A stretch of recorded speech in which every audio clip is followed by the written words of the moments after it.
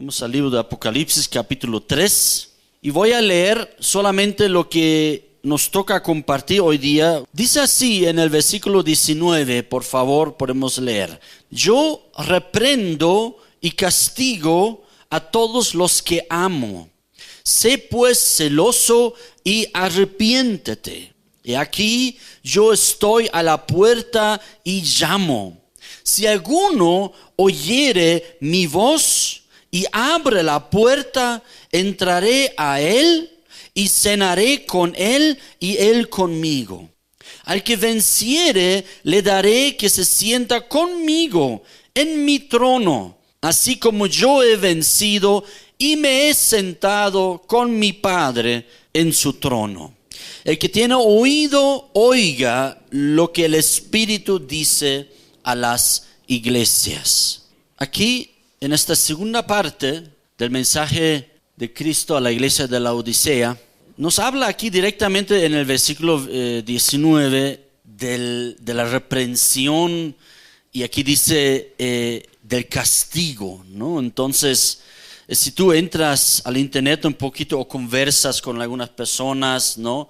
De repente tú les preguntarías, uy, ¿castiga a Dios? ¿No? Entonces a veces pensamos nosotros, ¿no? Que Dios es un chocho viejo, ¿no? Y está con sus rayos, ¿no? Y busca nomás saber quién aquí me va a desobedecer y ¡pum! Me va a ir castigando, ¿no?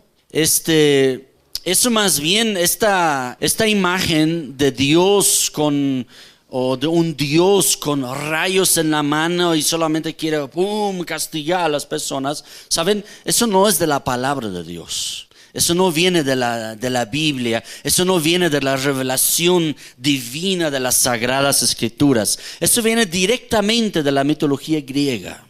Y el dios griego Zeus siempre lo muestran como un barbón, ¿no? Uno viejo, ¿no? Y siempre lo muestran con rayos en su mano. Eso es Zeus.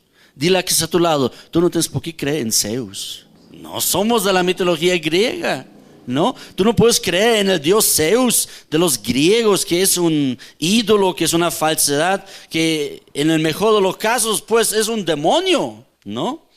Entonces, sin embargo, vamos a ir compartiendo, vamos a ir aclarando muchas cosas sobre la realidad del castigo y de la reprensión de Cristo aquí a esta iglesia y de repente a nosotros. Vamos a ver qué significa todo esto. Me parece bien que podemos hacer un cortito estudio aquí acerca de la iglesia de la Odisea, porque necesitamos ir entendiendo algo muy importante en primer lugar. Porque yo estoy observando cuando leo de repente diferentes teólogos, etcétera, etcétera, hay una división aquí al respecto de la iglesia de la Odisea. En el sentido, ¿eran cristianos o no eran cristianos o ya no eran cristianos o todavía eran cristianos pero muy malos o algo así, ¿no? Entonces necesitamos aclarar aquí, ¿son cristianos a los cuales el Señor Jesucristo está hablando aquí o no eran todavía cristianos y por eso esos términos tan fuertes, etcétera, etcétera, ¿no? Yo he estado estudiando aquí ese texto hasta en su idioma original, etcétera, etcétera.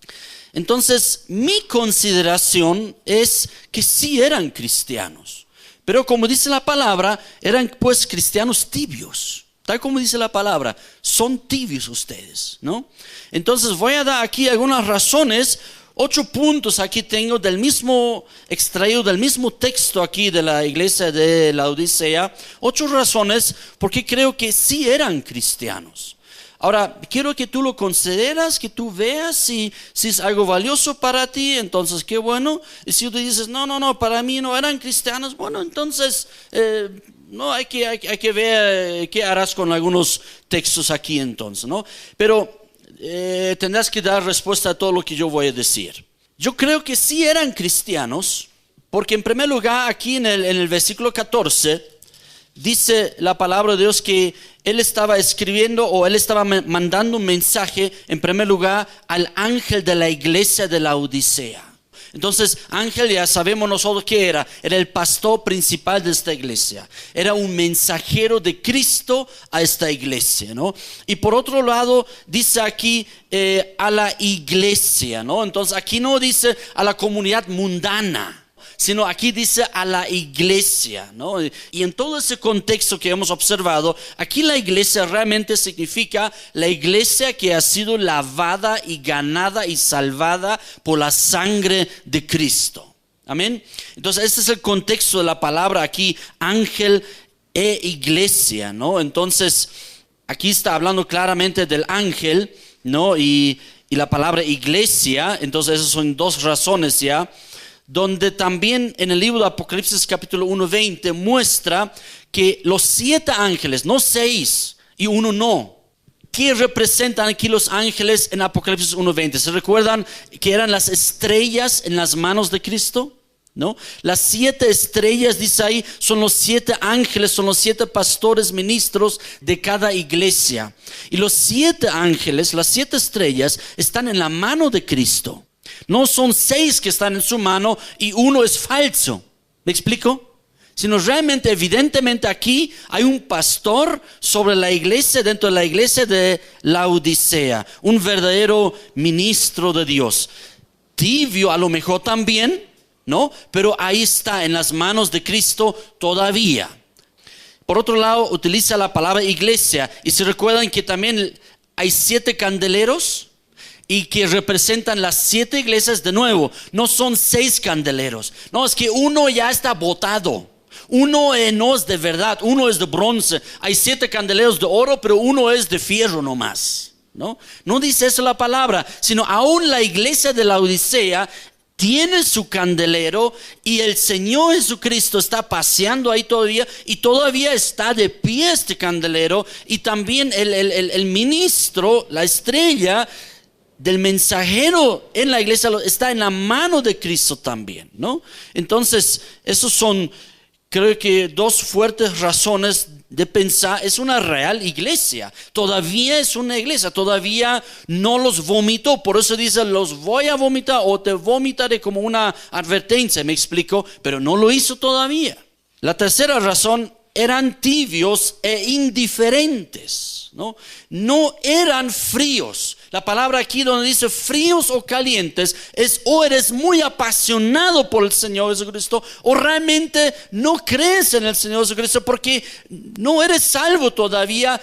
Sería más fácil hablarte, ¿me explico? A veces es más fácil hablar el evangelio de Cristo acerca de Dios a una persona que no es cristiano todavía que una persona tibia, ¿me explico? Yo he experimentado cuando hablo a una persona para que después de mucho tiempo vuelva a congregarse. Es a veces difícil porque está en una mala costumbre durante tantos años. Entonces es más difícil ya convencer a una persona para que vuelva a entregar su vida al Señor, para que vuelva a congregarse, para que haga las paces con el Señor nuevamente. Es muchas veces más difícil que hablar el evangelio de una persona. Ay, qué interesante, ¿puedo entregar mi vida a Cristo? Claro, listo, oramos. Por eso el Señor Jesucristo dice, quisiera que fueras frío porque sería más fácil hablarte. ¿Me explico? Sería más fácil.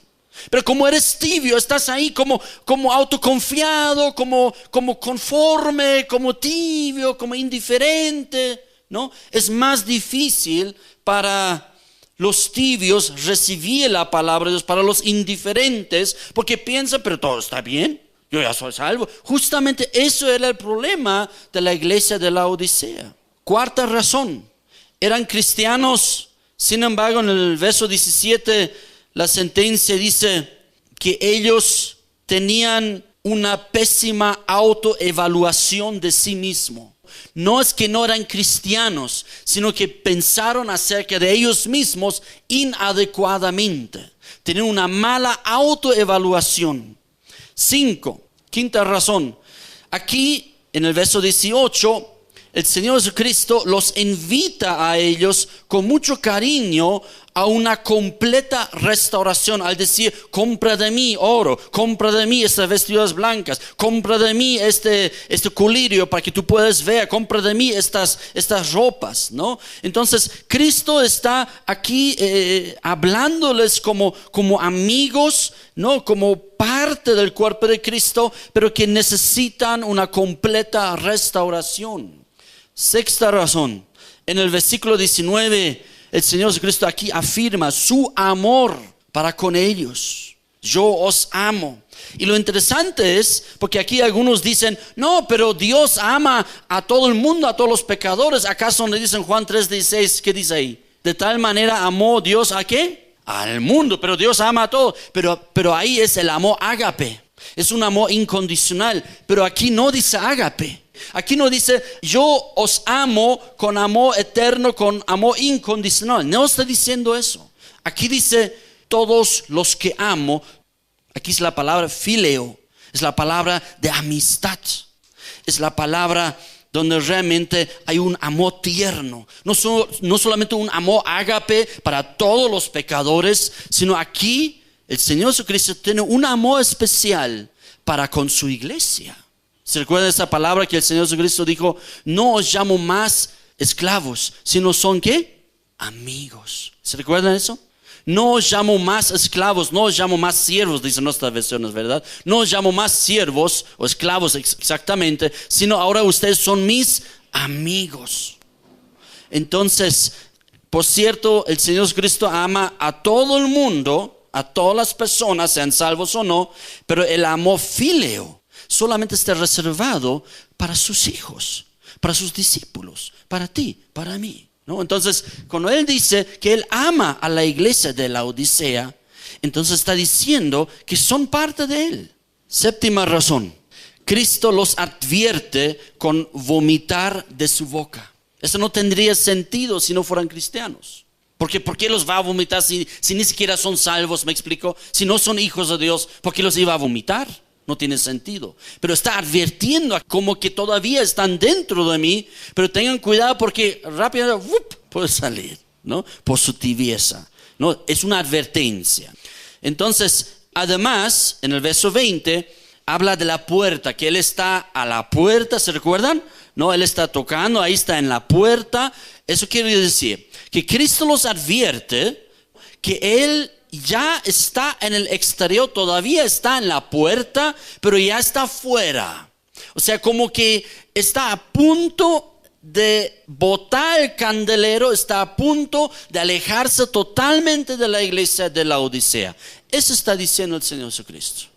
Entonces, esas son las 8 razones que yo creo que ellos sí eran cristianos, pero como dice el Señor Jesucristo, eran tibios, eran cristianos tibios. Porque si no son cristianos, el Señor Jesucristo no les hablaría así. No los trataría como iglesia, no los trataría realmente como si fueran cristianos. Los trataría como, bueno, ahí hay que mandar a un buen evangelista para que se convierten, ¿sí o no? No tiene sentido esas palabras tan fuertes, tan duras, si no son cristianos. No tiene sentido la palabra tibio. No tiene sentido, porque el incrédulo puede ser tibio. El incrédulo más bien es frío, más bien. No conoce a Cristo, no es salvo, no nació de nuevo. Pero aquí estamos hablando una iglesia, unos cristianos que eran tibios. En el verso 19, vayamos ahí por favor. El Señor Jesucristo dice: yo reprendo y castigo a todos los que amo. Sé pues celoso y arrepiéntete. Aquí con este pasaje, con ese mensaje de Cristo, necesitamos nosotros entender algo muy importante. No, para dar tal vez una respuesta adelantada. ¿Dios castiga o no castiga? Sí y no. Sí y no. Castiga sí y no. Pastor, ya no me está dando ninguna respuesta. Exacto. Dile que está a tu lado: Dios castiga sí y no. Ya vamos a ver. Pero lo que necesitamos entender nosotros es lo siguiente. Lo que sí o sí el Señor Jesucristo está diciendo acá, que el Señor Jesucristo no solamente es nuestro Salvador. El Señor Jesucristo no solamente nos salva y nos bendice, sino, dile que está a tu lado, el Señor Jesucristo también nos ama. El Señor Jesucristo nos ama, dile. Y como nos ama, cuando andamos por malos caminos, también nos va a reprender y nos va a disciplinar. Él nos ama y como Él nos ama, nos reprende y nos disciplina. Aquí la versión Reina Valera dice, y nos castiga. Ahora, lo más importante aquí al principio, aquí dice la palabra yo. Y realmente aquí este yo es la palabra griega ego o ego, como dicen, de ahí viene el egoísmo, ¿no? El yo. Y dice el Señor Jesucristo, yo. No va a utilizar un agente, no va a utilizar otras cosas al diablo, qué sé yo, sino yo mismo voy a hacer. Yo voy a reprender y yo voy a castigar. No voy a usar al diablo, no voy a usar otras cosas, no, sino yo mismo lo voy a hacer. Él puede usar ciertas cosas, pero lo hace Él. Eso es importante entender acá. En cambio, ¿se recuerdan las pruebas? Las tentaciones o las pruebas no vienen de Dios. Dios lo permite de repente, pero no son de Dios, sino hay un agente que es el diablo, es el mundo, y las personas que no conocen a Cristo, a través de eso nosotros somos probados, nuestra fe es probada. Pero aquí no está hablando de la prueba de fe, aquí está hablando de la reprensión, de la disciplina y del castigo y de Cristo mismo a nuestras vidas. Por eso el Señor Jesucristo, yo, no otro, sino yo voy a hacer, yo lo hago. Y la palabra ego aquí realmente es una palabra de énfasis de que Cristo lo va a realizar. Él mismo va a ejecutar en tu vida, en mi vida, la reprensión y la disciplina. Cuando el Señor Jesucristo aquí dice reprendo, está utilizando en griego la palabra elenjo.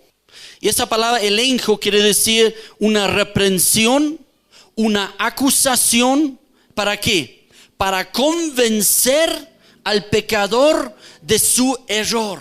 Eso es la reprensión. Eso significa la palabra elenjo, lo que dice en castellano, yo reprendo. Entonces el Señor Jesucristo nos reprende, nos acusa y nos pone el dedo aquí, eso está mal. ¿Para qué? Para convencernos de nuestro pecado, para convencernos de nuestro error. Y cuando Él dice aquí, y yo castigo, está utilizando la conocida palabra paideuo. De ahí viene la palabra pedagogía, el estudio de la educación, el estudio de la formación, la pedagogía, paideuo. Y paideuo quiere decir castigar, disciplinar, pero nuevamente es importante acá. ¿Para qué Cristo nos castiga? ¿Para qué Cristo nos reprende? Para corregir y para enseñarnos. Es muy importante, no quiero que se olviden, quiero que se anoten eso, porque hay otra clase de castigo que no nos viene a nosotros, ¿no? Pero el castigo de Cristo y la disciplina de Cristo para corregirnos, para enseñarnos, eso sí viene a tu vida, a mi vida. Vayamos por favor para que podamos entender la idea más completa aquí a Hebreos capítulo 12, por favor. Conocemos algunos seguramente este pasaje y justamente habla del mismísimo tema. Y nos dice y nos explica aquí la palabra de Dios en el libro de Hebreos, versículo 4. El escritor dice aquí a la iglesia, porque aún no habéis resistido hasta la sangre, combatiendo contra el pecado. Aquí está diciendo que el cristiano, la vida del cristiano consiste en una lucha contra el pecado y no ser esclavizado nuevamente por el pecado. Más adelante dice Hebreos también, el pecado que tan fácilmente nos enreda. Y debemos mirar a Cristo, ¿se recuerdan? ¿No? Entonces el pecado nos va a querer asediar, el pecado nos va a querer conquistar de nuevo, el pecado nuevamente quiere enredarnos en sus lazos diabólicos de nuevo. Por tanto somos llamados nosotros a emprender una lucha. Nadie puede decir, no, a mí el pecado ya no me afecta. Entonces mientes, porque el pecado, dice la palabra, nos asedia. El pecado, dice la palabra, nos quiere conquistar. El pecado nos quiere tentar. Por eso está hasta en el Padre Nuestro, líbranos de la tentación, ayúdanos, fortalécenos cuando estamos en problemas, cuando estamos queriendo ser conquistados por el pecado nuevamente. Ayúdanos, Señor. Entonces tú y yo debemos tener una lucha contra el pecado. Amén. Esa es justamente la tibieza de la iglesia de Laodicea, que dejaron de luchar. No, todo está bien. Dejaron de luchar. Empezaron a vivir cada tontera. Por eso Jesús dice, yo conozco tus obras. No eres ni frío ni caliente. Eres tibio, eres indiferente. Ya no luchas. Versículo 5. Y habéis ya olvidado, y este es justamente el asunto de la tibieza, que las personas se olvidan de la exhortación. Los tibios, los indiferentes, ya no escuchan la exhortación, ya no reciben, todo es indiferente para ellos. Entra aquí por este oído y sale por acá. Este es el problema de los indiferentes y de la iglesia de Laodicea, los tibios. Se han olvidado de la exhortación, que como a hijos se os dirija. ¿Y cuál es la exhortación? ¿Cuál es la realidad de cuando somos hijos de Dios? Cuando tú eres hija de Dios y eres hijo de Dios. Dice en el versículo 5, sigue, ¿cuál es la exhortación que se dirige a los hijos? Hijo mío, dice, no menosprecies, no tomas en menos la disciplina del Señor. Dile a que está a tu lado, disciplina del Señor. Y sigue diciendo, ni desmayes, no menosprecies, ni desmayes cuando eres, ¿qué? Reprendido. ¿Por quién? ¿Por el diablo? Por él. Amén. Reprendido por él. O sea, el Señor nos disciplina, el Señor nos reprende. ¿Por qué? Aquí dice la razón. ¿Por qué? Porque somos hijos de Dios. ¿Alguien está entendiendo? Aquí hay papás, mamás. Nuestros hijos los hemos reprendido, los hemos disciplinado, los hemos enseñado para que vayan por un buen camino. Chango, ¿cómo es? Sí, pues, ¿no? Entonces, es así. Más bien es una mala paternidad. Es una mala maternidad, madre o padre, que dejan a sus hijos que hagan lo que les dé la gana. Es una mala paternidad, es una mala maternidad. Más bien la palabra de Dios dice, el que no corrija a sus hijos, no los ama. Justamente es una expresión de amor cuando corregimos y reprendemos a nuestros hijos. Y de la misma manera como nosotros hemos recibido la paternidad de Dios, no nos hemos inventado nosotros, sino Dios mismo es Padre. ¿De quién? De nosotros y de su Hijo Jesucristo. Y a nosotros nos reprende, por tanto, porque somos sus hijos, y nos disciplina. Dios, para adelantar eso, no ejecuta venganza sobre tu vida. Eso no. Dios no ejecuta el castigo de pena sobre tu vida. Eso no va a ser. Pero el castigo de la disciplina y de la corrección y de la enseñanza y de volvernos al buen camino, eso sí hace Dios, porque somos sus hijos y Él es nuestro Padre. Amén. Verso 6.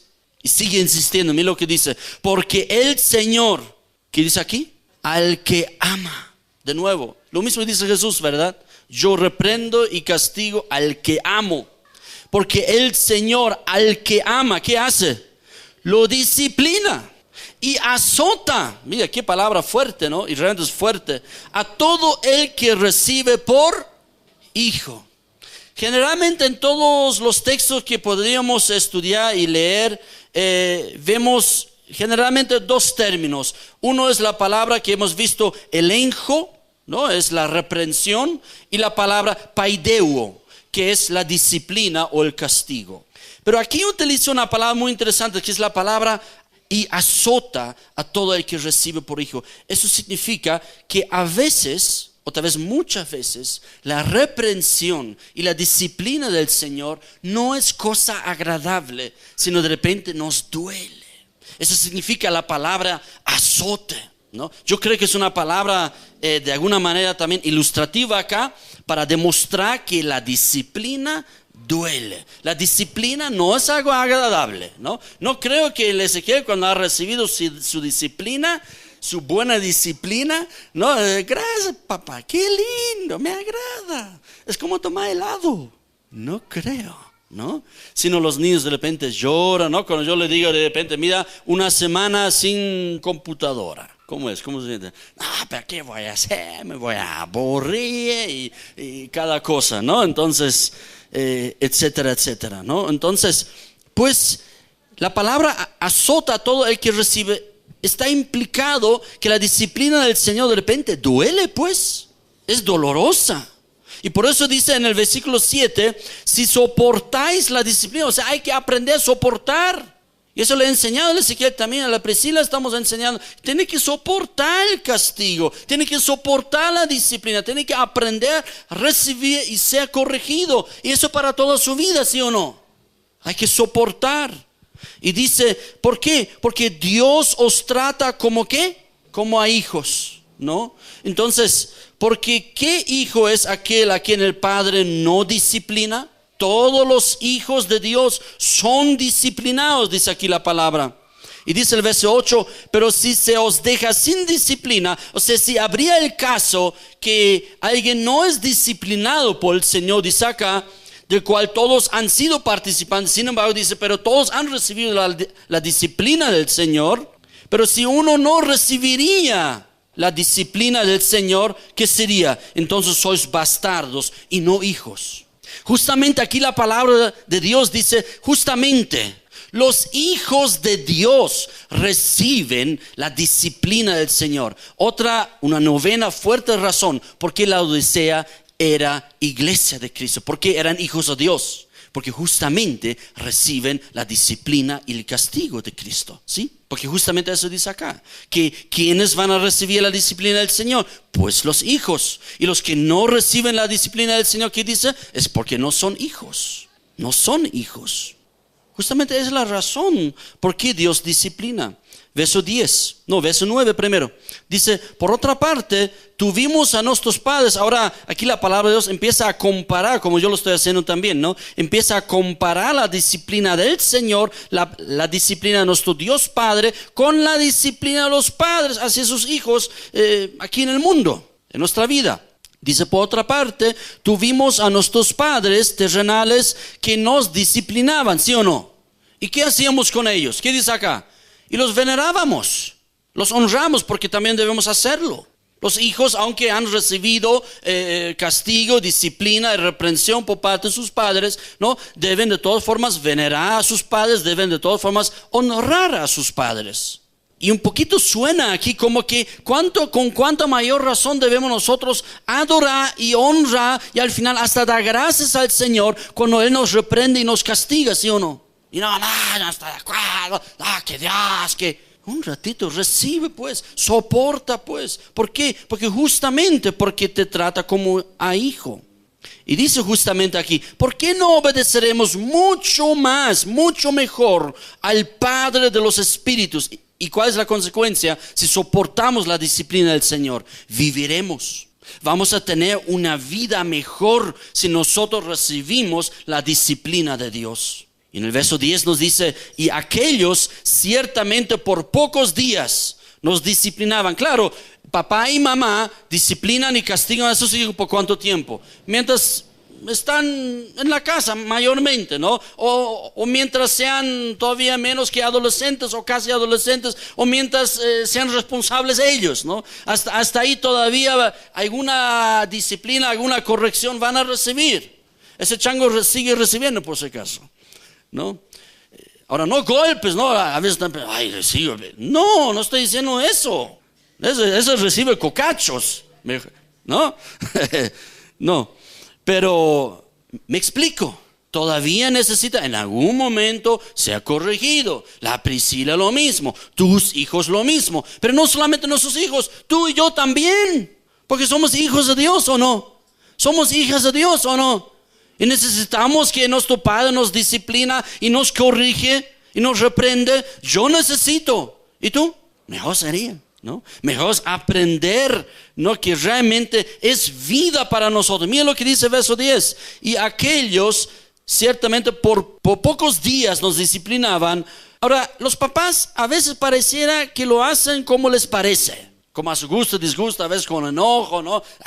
Le vas a renegar, digamos, ¿no? Ahora debemos aprender también cómo disciplinar a nuestros hijos, ¿no? No como nos parezca, no como nos da la gana tampoco, ¿no? También debemos aprender eso de la palabra del Señor. Pero aún muchas veces los papás de repente de malas ganas disciplinan a sus hijos.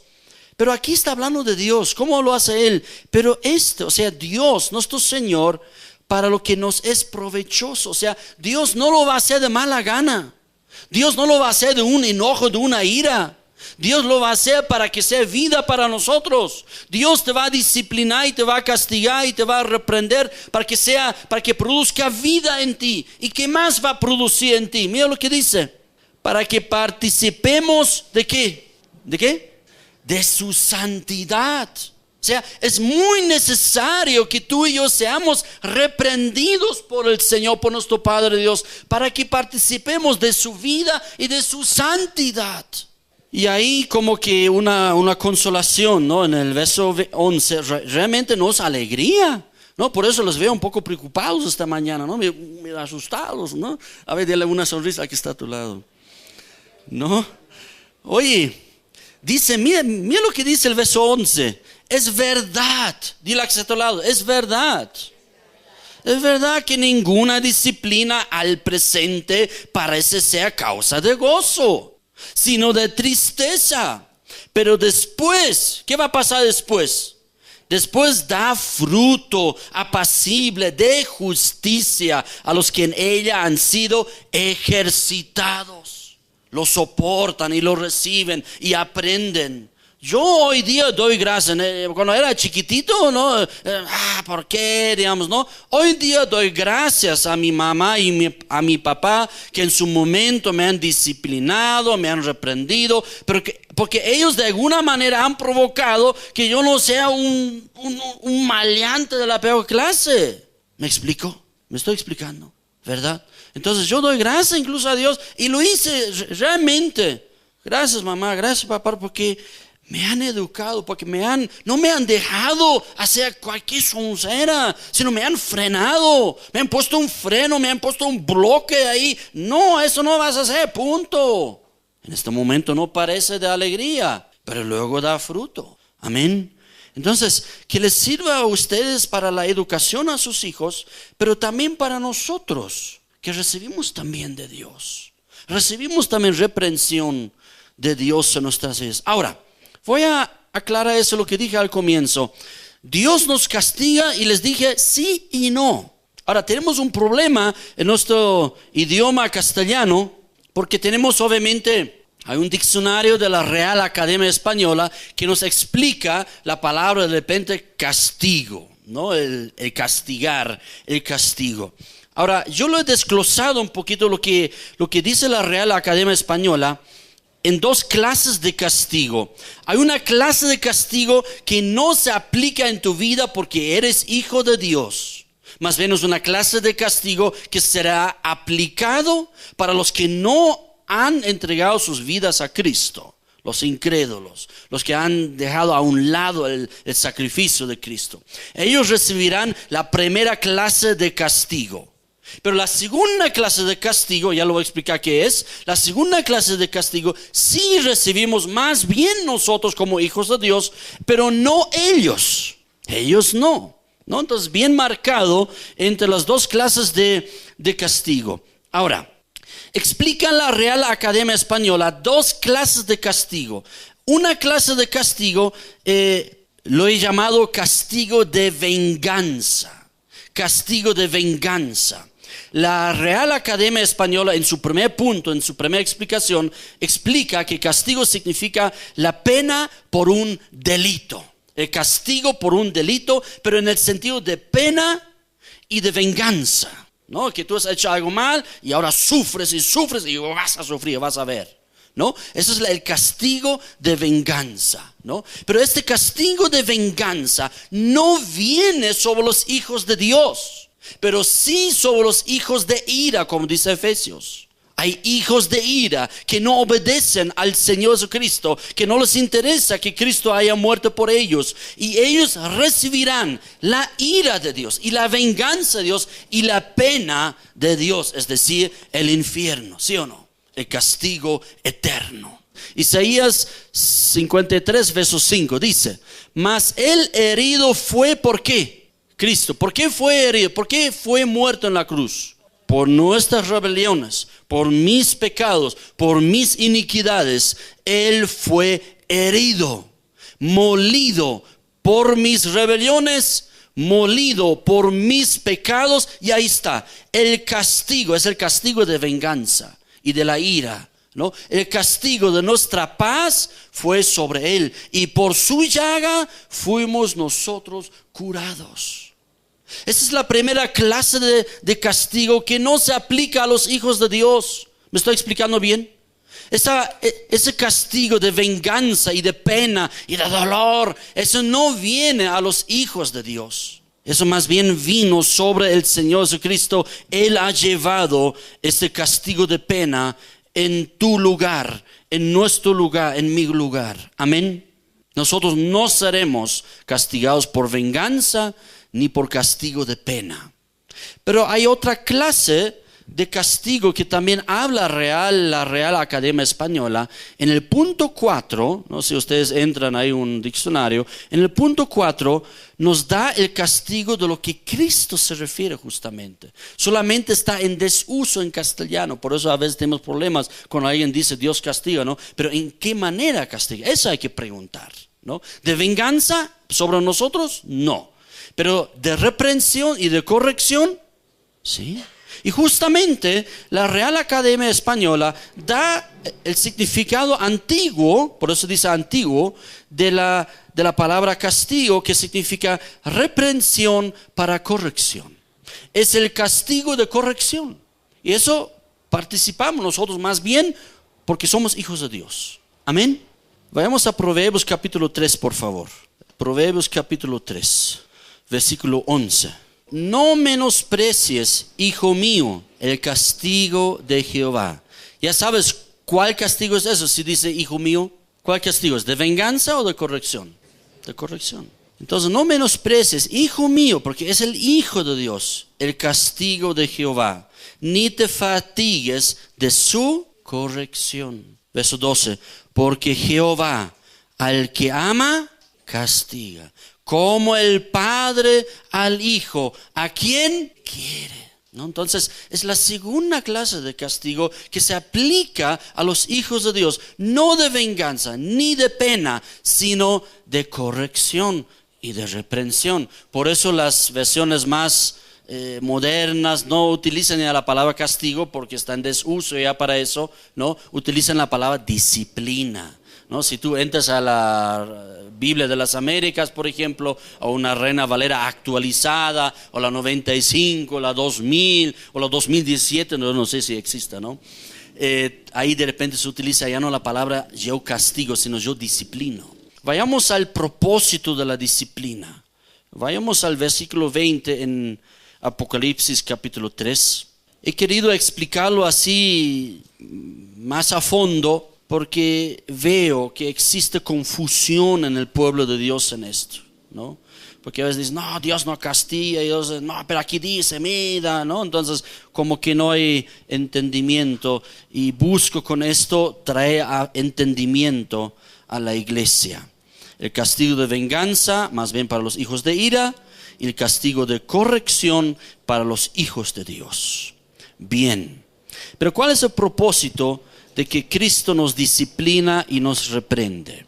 En el versículo 20 dice, he aquí, he aquí. Y es nuevamente una palabra imperativa.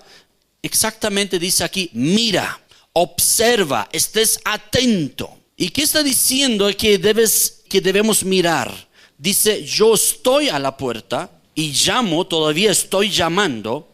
Si alguno oye mi voz y abra la puerta, entraré a él y cenaré con él y él conmigo. Quiere decir aquí, no está Jesús aquí en la puerta tocando como porque está mojado, porque hace mucho viento y mucho frío afuera, ¿no? Como un suplicador, como un pedidor, como un suplicante ahí. Por favor, déjeme entrar, como a veces se ha usado, ¿no? Por favor, déjenme entrar. Por favor, te ruego, deja entrar Jesús en tu corazón, ¿no? A veces así se ha presentado en las evangelizaciones de repente, ¿no? Sin embargo, debemos nuevamente entender aquí el Señor Jesucristo está tocando la puerta, está llamando fuera de la puerta, ¿no?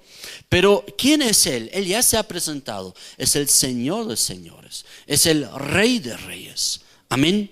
Entonces, Él no está ahí pidiendo y suplicando en la puerta como si Él tuviera alguna necesidad, sino está llamando en la puerta como el Señor de señores y de Rey de reyes, y así quiere entrar nuevamente. Eso está diciendo acá. De hecho, en griego, donde dice yo estoy a la puerta, de hecho, realmente está diciendo estoy firme y de pie.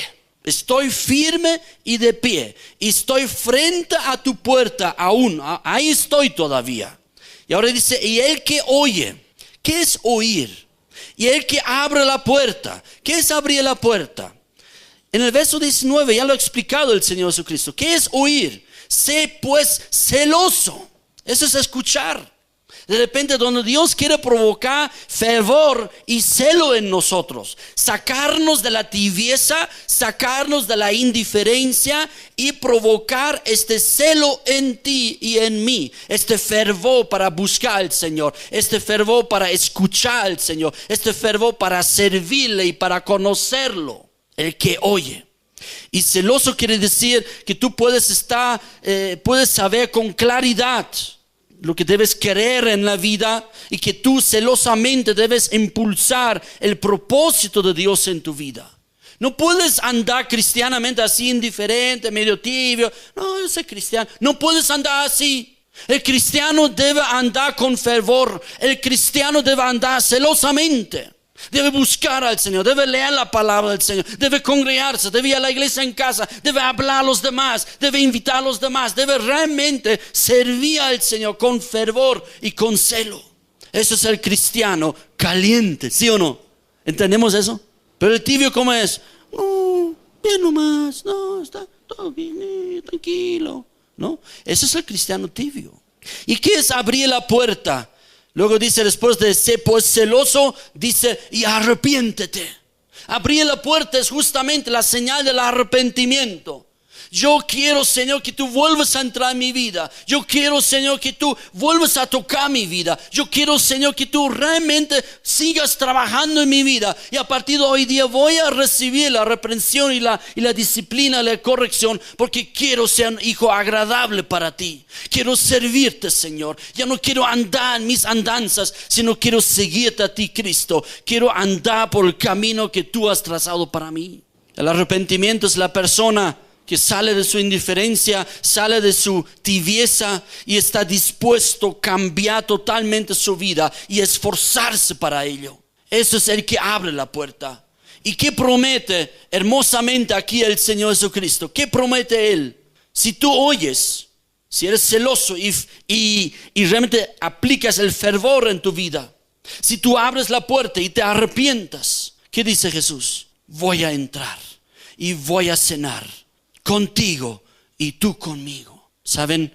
Cuando dice Jesús aquí que Él va a entrar y va a cenar, realmente solamente va a entrar. Escucharemos eso, es muy importante. Solamente Cristo va a entrar en la vida de un cristiano tibio si realmente se vuelve celoso y se arrepienta. Es la única solución, es la única medicina que necesita un cristiano tibio, un cristiano indiferente. Sea celoso. Arrepentirse. Dice, Señor, yo quiero seguirte. De lo contrario, ¿cómo va a seguir? Va a seguir así tibio, indiferente. Sí nomás. Y cenaré. ¿Qué significa? En la vida de los israelitas, la cena era la comida más importante. Porque la cena, ¿cuándo se la realiza? Al irse el día, ¿verdad? Ya en la tarde, tal vez en la noche ya. ¿No? ¿Qué se ha hecho durante todo el día? Se ha trabajado, se ha esforzado, no hay mucho tiempo, ¿no? En la mañana como desayunamos, así, ¿no? En mediodía, comiendo, ¿no? Pero cuando invitamos, especialmente cuando invitamos a alguien, ¿no? Para cenar, ¿cómo nos sentamos? ¿Así a la rápida? ¿O la cena qué implica? Implica una buena comunión. La cena implica una buena charla. La cena implica de conocerse. La cena implica muchas cosas. Que justamente la cena es después del trabajo. Hay más tiempo. Y estamos con las personas cercanas. Eso quiere decir la cena. La cena significa que refleja comunión. La cena significa cercanía, confianza. La cena significa cariño, amistad. ¿Se recuerdan de la última cena de Cristo? También fue en la noche, porque después de todo y al día siguiente iba a morir Cristo, pero ahí todavía cuánto he deseado esta cena compartir con ustedes. Eso refleja amor, refleja cariño, refleja conocer, refleja una buena conversación, una amena conversación. Implica a veces risas, consejos, ¿sí o no? Todo eso significa cuando Jesús dice, cenaré con Él y Él conmigo. Hay una buena comunión, hay una linda comunión, hay una linda presencia dulce del Señor Jesucristo, donde Él nos trata, donde Él nos va a hablar amablemente y cariñosamente. Pero ¿qué debemos hacer primero? Ser celoso y arrepentirnos. Y así vamos a tener una dulce presencia del Señor. De nuevo, nosotros cantamos demasiado, tu presencia quiero, tu presencia quiero, tu presencia quiero. Y no entendemos cómo viene la linda y cariñosa presencia de Dios en nuestras vidas. Cuando somos fervorosos, cuando somos celosos, cuando nos arrepentimos y servimos al Señor de verdad. Y ahí buscamos al Señor y oramos al Señor. Y con razón Él está con nosotros. Pero solamente porque cantamos y después nos hacemos nuestra vida como sea. Ay, Dios no le va a dar gusto para estar con nosotros con amistad, con cariño y con confianza. ¿Cuál es la respuesta de la disciplina? La respuesta de la disciplina tiene que ser la victoria. Dile a que está a tu lado, la respuesta de la corrección es la victoria.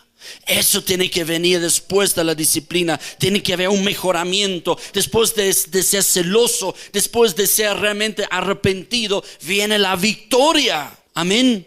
Por eso dice, al que venciere, le daré que se sienta conmigo en mi trono, así como yo he vencido y me he sentado con mi Padre en su trono. Realmente aquí podemos observar que al vencedor, en griego exactamente ni siquiera dice el vencedor, sino al que es siendo victorioso en presente continuo. Al que siendo victorioso constantemente tenemos que vencer. No en un momento yo soy vencedor, o por fe yo soy más que vencedor. Y cantando incluso, nos han ofrecido canciones incluso, ¿no? Más que vencedor, ¿se recuerdan? ¿No? Entonces, linda canción, está bien que la cantamos, pero necesitamos entender la victoria es siendo viviendo. La victoria debemos vivirla constantemente. Entonces es importante, a veces la traducción no es tan exacta, a veces cuando dice el vencedor, aquí dice al que venciere todavía, ¿no? Pero exactamente está diciendo al que vive siendo victorioso constantemente. A esa persona, al que vence y vence y vence, y es celoso con su vida, se arrepiente, y es fervoroso con el Señor, sirviendo al Señor y buscando a otra persona para que conozcan a Cristo también, y discipulando por ahí y discipulando por allá. ¿Qué debemos vencer? Nos concentraremos solamente de la iglesia de la Odisea. ¿Qué debemos vencer? ¿Qué cosas debemos vencer nosotros? Aquí dice en primer lugar la tibieza. La tibieza, la indiferencia debemos vencer. ¿Qué más debemos vencer? ¿Qué más era el problema en la iglesia de la Odisea? El orgullo. Dile a que está a tu lado, debes vencer tu orgullo. No digas, no, yo no tengo, todos lo tenemos. Tú lo tienes, todos lo tenemos todavía. ¿Qué debemos vencer? Nuestro orgullo. Debemos vencer. ¿Qué más? El problema de la iglesia de la Odisea era también la autosuficiencia. No tengo necesidad de nada. La autosuficiencia, debemos vencerlo. No debemos ser autosuficientes. Debemos fortalecernos en la fuerza de su poder. Somos necesitados. Le necesitamos a Él. Y al que está sentado aquí a tu lado también lo necesitas. Mira al que está a tu lado. Míralo. Lo necesitas. Somos gente necesitada. Los ateos tienen razón cuando dicen, no, es que ellos no pueden vivir sin Dios. Exactamente, gloria a Dios. No puedo vivir sin Dios. No quiero vivir sin Dios. Amén. ¿Qué más debemos nosotros vencer? La autoconfianza. Creemos a veces demasiadamente fuertemente en nosotros. Y el mundo nos lo enseña. Pero tienes que tener autoconfianza, tienes que creer en ti, tienes que confiar en ti. Eso no sirve. ¿En quién debemos confiar nosotros? En el Señor. En Él debemos confiar. Él tiene realmente nuestras vidas en su mano. Él puede guiarnos bien. Él nos va a enseñar bien. ¿Qué puedo yo darme a mí mismo? Nada. La autoconfianza debemos vencerla. Y la ceguera espiritual. Por eso dice, compra de mí el colirio. La ceguera espiritual debemos vencer. Es decir, necesitamos conocer más a Dios. Necesitamos seguir estudiando la palabra. A mí me gustaría que podamos ampliar más enseñanzas, más estudios bíblicos, más discipulado, donde podemos avanzar y podemos hablar cosas más profundas y de repente hasta preguntas, estudiar firmemente la palabra del Señor. Necesitamos conocer más, necesitamos realmente vencer la ceguera espiritual, conocer más. Y no para conocer, sino para aplicar nuestras vidas y para compartir a otras personas. Amén. Y es interesante. El que siendo vencedor, dice aquí, le daré que se siente conmigo. Ahora, eso es importante. No porque tú de repente te haces un cristiano realmente fervoroso, celoso, arrepentido, sirviendo al Señor. No significa que ahora tú tienes derecho a estar al lado de Cristo. ¿Se acuerdan de los dos hijos que dijeron, Señor, ahí vino la mata, ¿no? Señor, por favor, permita, ¿no? Haz por favor que un hijo a un lado, otro hijo a tu otro lado, a la derecha, a la izquierda, por favor, ya, por favor. Tenemos derecho, somos los mejores discípulos. No, te cuento que no. Le daré, dice aquí, es una concesión. No es un derecho poder sentarse con Cristo en su trono. Jamás será un derecho. Jamás será algo que tú puedas reclamar. Pero Señor, yo te he servido. Pero Señor, yo he sido mejor que los demás. Derecho no tenemos. Se nos va a conceder. Nos va a permitir, significa. Es importante entender eso. Ahora, ahí vamos a finalizar. ¿Qué significa sentarse en el trono de Cristo juntamente con Él? Así como Cristo está juntamente sentado con su Padre. Hay algunos un poquito, parece para hacerse la burla, qué grande debe ser el trono de Cristo para que todos podamos cavar ahí adentro, ¿no? Entonces, y no entendemos a veces la palabra de Dios. Mira, hasta el profeta Daniel decía, ¿no? ¿Cuál es la interpretación? Necesitamos nosotros interpretar bien la palabra de Dios. No podemos decir, pero qué grande debe ser el trono, cuánta gente puede cavar ahí adentro, ¿no? Eso no es el punto. Necesitamos entender esta metáfora aquí. ¿Qué significa estar juntamente con Cristo sentado en su trono? Significa, vayamos por favor a Apocalipsis capítulo 5, verso 9, dice así, ante el trono de Dios, y cantaban un nuevo cántico, diciendo que digno eres de tomar el libro y de abrir sus sellos, porque tú fuiste inmolado y con tu sangre has redimido para Dios de todo linaje y lengua y pueblo y nación. Verso 10. Está hablando de la iglesia, está hablando de los salvos, de los discípulos de Cristo. Y nos has hecho para nuestro Dios. Aquí dice reyes, es incorrecto, ahorita voy a explicar. Y nos has hecho para nuestro Dios reyes y sacerdotes. Pero aquí es lo importante. ¿Qué significa estar sentado en el trono con Cristo? Y reinaremos sobre la tierra. Si tú vencieres, si tú eres celoso, si tú te arrepientes, si cada uno de nosotros dejemos nuestra indiferencia y nuestra tibieza de diferentes niveles a lo mejor, ¿no? Y empecemos a ser más fervorosos con el Señor, buscando al Señor y sirviendo al Señor cada vez más, cada vez mejor, cada vez depender más de Él. ¿Qué nos va a dar Cristo? Que vamos a poder sentarnos juntamente con Él. ¿Y qué vamos a hacer ahí? Vamos a reinar juntamente con Cristo sobre la tierra. Vamos a reinar. Amén. Voy a explicar esto aquí. Hay una confusión aquí en la Reina Valera donde dice, y nos has hecho para nuestro Dios reyes y sacerdotes. Lo que sí somos sacerdotes. Reyes no es la palabra exacta lo que dice acá. Aquí dice la palabra reino. Basileian significa en griego. Es reino, no es reyes. Es un reino. Entonces exactamente dice aquí, y los has hecho un reino y sacerdotes. No somos reyes y sacerdotes, somos un reino juntamente con Cristo, porque somos victoriosos, porque somos gente arrepentida, somos gente celosa para Cristo, seguimos a Cristo, amén. Hemos sido lavados con la sangre de Cristo, por lo tanto formamos el reino de Cristo, donde Él es nuestro rey, donde Él señorea nuestras vidas, donde Él gobierna nuestras vidas. Somos un reino. Ahora lo que sí somos y sacerdotes, o como dice otra versión, somos un reino de sacerdotes para nuestro Dios. Ahora los que no me creen, por favor, Dirígenos en la Reina Valera, Éxodo 19:6. Es una antigua profecía ya de la vida de Moisés, de que iba a haber un reino de sacerdotes. Y eso somos nosotros, ¿no? No reyes, eso es incorrecto, ¿no? Es una mala traducción. Aquí dice en Éxodo 19, Moisés, y vosotros, ¿qué dice Dios? Y vosotros me seréis, ¿qué? No reyes, dice aquí. ¿Aquí qué dice? Un reino, aún en la Reina Valera, ¿se dan cuenta? Y vosotros me seréis un reino de sacerdotes y gente santa. Esa es la clave, ¿no? Para poder serlo, necesitamos ser gente santa también. Entonces, hasta aquí nomás esa explicación porque la otra vez hemos explicado un poco también, ¿no? Entonces, debemos acostumbrarnos, ¿no? Porque muchas charlas y filosofías cristianas de repente hablan, ¿no? Somos reyes y sacerdotes. Un ratito, la palabra dice que somos un reino porque Cristo es nuestro rey. Y nosotros somos sacerdotes para Dios porque le servimos a Él, le adoramos a Él. Amén.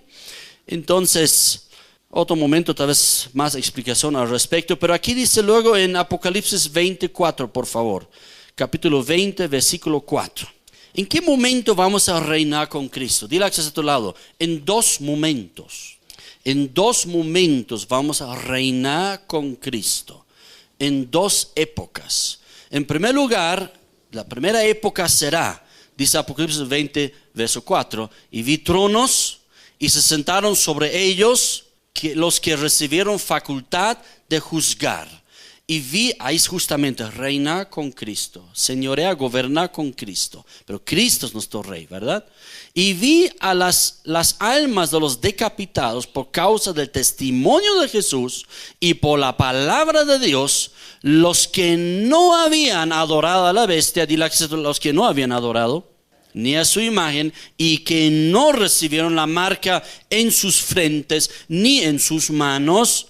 ¿Y qué va a pasar con ellos? Y vivieron, ¿y qué van a hacer?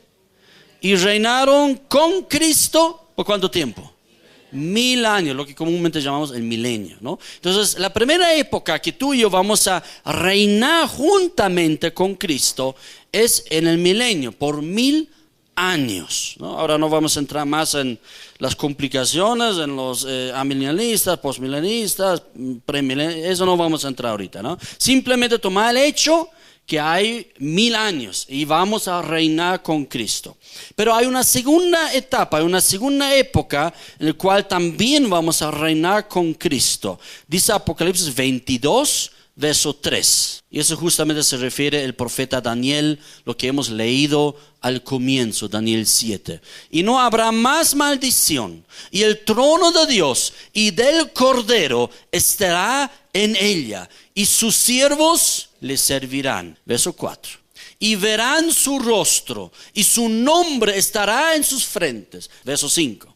No habrá allí más noche, y no tienen necesidad de luz de lámpara, ni de luz del sol, porque Dios, el Señor, los iluminará.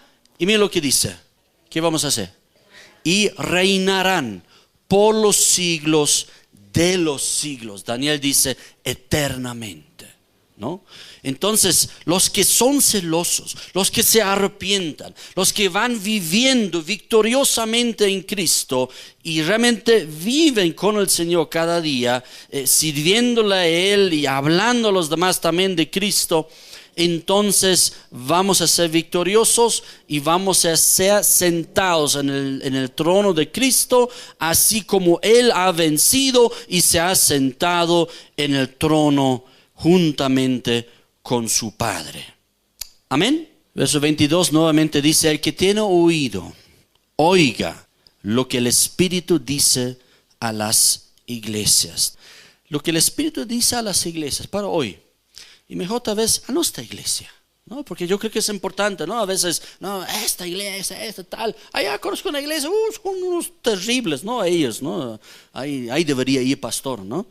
No, yo predico acá. Y aquí nos congregamos, amén. Y aquí recibimos la buena palabra de Dios, la edificación espiritual. Amén. ¿Has venido para eso, para ser edificado? ¿Para tomar una buena comida con Cristo? ¿Sí? Amén. Entonces, los que tienen para anotar, si no, la próxima semana los voy a repartía esos puntos. ¿Qué dice el Espíritu a las iglesias para hoy? En primer lugar, dice que nosotros debemos comprobar quiénes son genuinos o falsos apóstoles.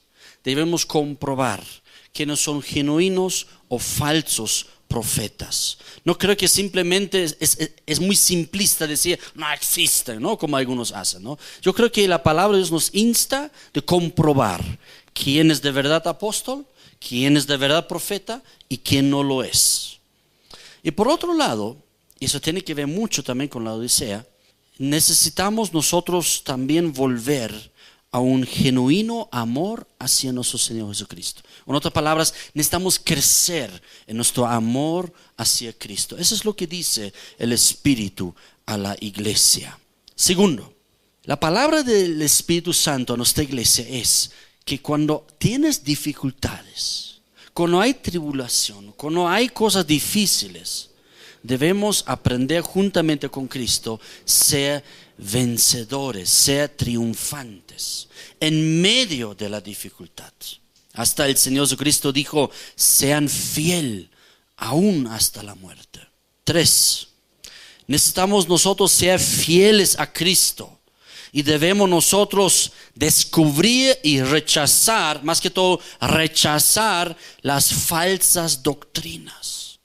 Fidelidad a Cristo y abandonar falsas ideas, filosofías y falsas doctrinas. 4. Tú y yo necesitamos servir al Señor fervorosamente, celosamente. Y debemos abandonar y dejar los falsos maestros. No puedes tú seguir llenándote con falsos maestros. Si tú ves en el internet falsa enseñanza, debes abandonarlo. Mejor cambiar de página y entrar a YouTube, Predicas Kairos mejor.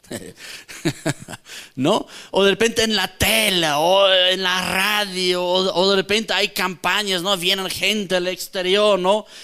Y no todo traen buena enseñanza de Cristo. Hay un montón hoy día que son falsos maestros. Y lo que el Espíritu está diciendo a la iglesia de hoy es servir al Señor con celo y abandonar los falsos maestros. No son de sus doctrinas, sino también los falsos maestros. 5. Tú y yo debemos realizar las obras de Dios. Lo que Dios ha preparado de antemano y no tus obras, no tus ideas, no mis ideas, no lo que agrada a la gente, sino las obras de Dios que Dios ha preparado de antemano. ¿Cómo podemos conocerlo? Lo que debemos hacer. Aquí está. Por ejemplo, una de las cosas muy claras y definidas en la palabra de Dios es nosotros debemos hacer discípulos, ¿o no? Tú y yo debemos hacer discípulos. Tú debes discipular a otras personas. Tú debes escoger en tu entorno a quién vas a discipular. Para Cristo, para la gloria de Cristo. Amén. Eso es hacer la obra de Dios, no de los hombres. 6. El Espíritu dice a la iglesia que nosotros como hijos de Dios debemos vivir conforme al carácter de Cristo. Eso está diciendo. Es el mensaje de la iglesia de Filadelfia. Que Él ha amado a esta iglesia realmente porque ha vivido todo conforme al deseo de Cristo, a la forma de Cristo, al carácter de Cristo. Y eso necesitas tú y yo ser transformado conforme al carácter de Cristo. En Romanos 12 dice eso también. Y por último, 7, lo que dice el Espíritu a la iglesia nuestra y a la iglesia de hoy. Nosotros debemos confiar totalmente solo en Cristo y servirle celosamente, servirle con fervor, con ánimo, no con tibieza. Amén. Vamos a ponernos de pie, por favor. Damos muchas gracias, Padre, por todos esos mensajes. Gracias, Jesucristo, por enviar esos mensajes ahí. Y gracias porque el Espíritu Santo va a ir enseñándonos aún más, Señor.